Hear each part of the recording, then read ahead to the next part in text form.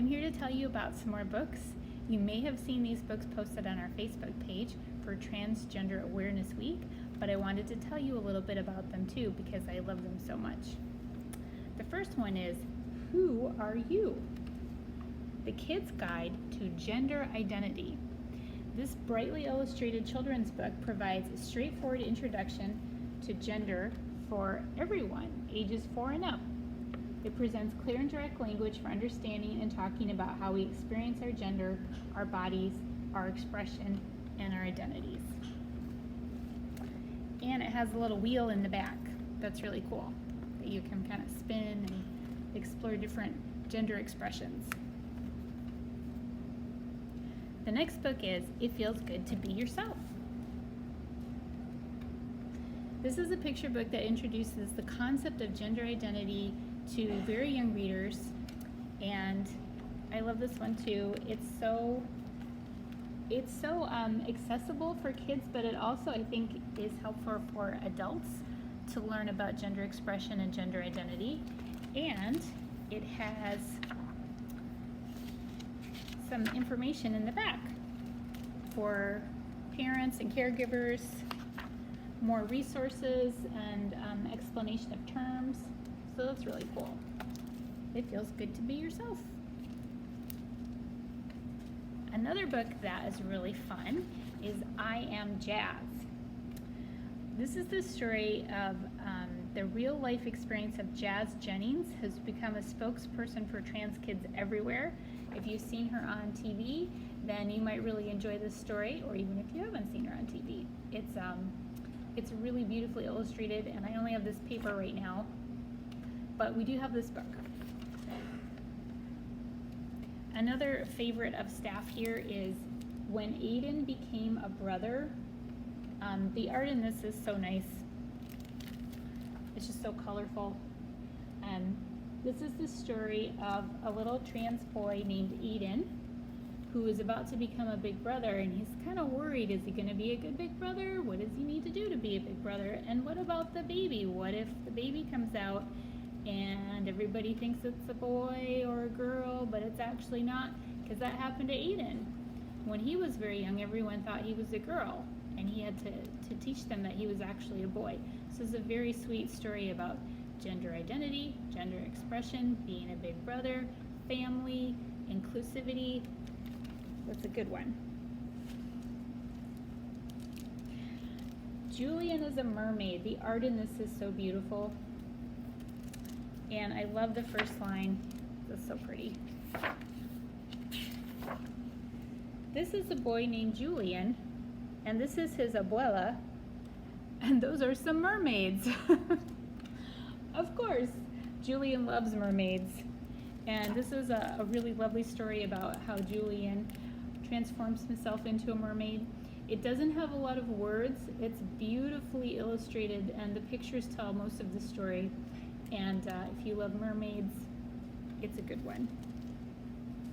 The last picture book I wanted to tell you about is Introducing Teddy, which is another darling book. It's a gentle story about gender and friendship. In this book, Teddy is a transgender Teddy who begins the story named Tommy, and decides that, well, that's not really my name. I've always wanted to be a Tilly. And it's this very sweet story about how Teddy's friend accepts Teddy no matter what gender Teddy is, and they all just have fun playing together. Okay, so now I have just 4 middle grade books that I want to tell you about. The first one is Zenobia July.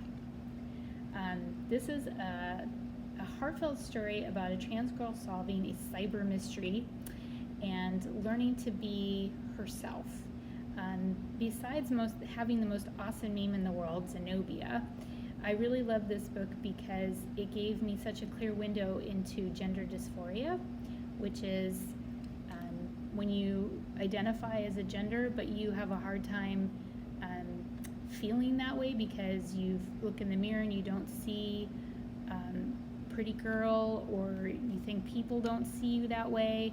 And her story makes it very accessible to understand that if that's something you haven't personally experienced. Plus, it's a good book. The next one is George. When people look at George, they think they see a boy, but she knows she's not a boy. She knows she's a girl. She thinks she'll have to keep the secret forever, but then when her teacher announces that the class play is going to be Charlotte's Web, George comes up with a plan to go out for the play, even though her teacher says, first of all, that she can't because her teacher thinks she's a boy. Lily and Duncan. This is a dual narrative, so it means it's told from 2 points of view, Lily and Duncan. And Lily is a transgender girl, and Duncan is a boy dealing with bipolar disorder and something else that's a secret that he doesn't want people to know.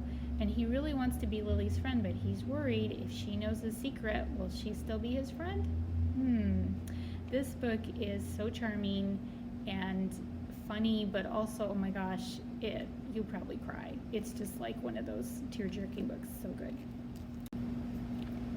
And finally, The Moon Within. This book features Celie, who is not transgender, but she has a friend, her best friend, Magda, who is. And this is a book about how Celie is learning to become a young woman and how she learns to be an ally to her friend Magda, who is transitioning into being a young man. And it's told in lyric verse, and it's really beautiful. There's a lot about music and dance in the words, and the lyric verse really just kind of makes that so beautiful in the writing. And you can see some of the play on the page with some of the words. And there's also little illustrations throughout. It's just a really fun thing to read.